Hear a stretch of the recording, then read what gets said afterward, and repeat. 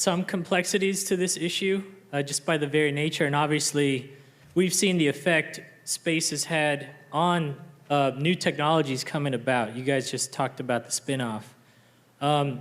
There's a couple of things that I think just have to be addressed. Number one, it's obvious that there are governments that have had, in the recent period, not ancient history, success with their space program. I actually think that the Chinese space program is something amazing. It's a fantastic program.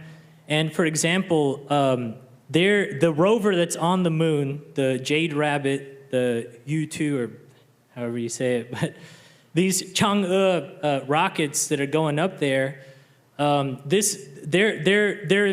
looking into things like helium-3. So it's pretty clear that you have government institutions that are right now making the breakthroughs. They're at the frontier in space. You know, the Indian government successfully, put this orbiter around Mars. And something that Prime Minister Modi just pointed out, look, the Indian companies that helped manufacture this helped create a certain power and potential that now India has as far as a manufacturing capability. And I just want to say, if you were to look at the Apollo project, it is the case that, without private industry, there's no way we would have accomplished landing a man on the moon.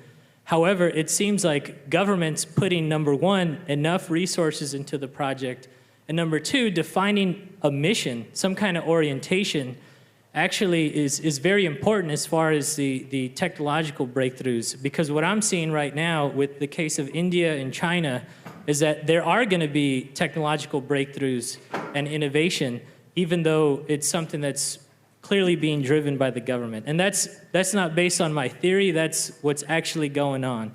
So my question to you guys is, should the United States, change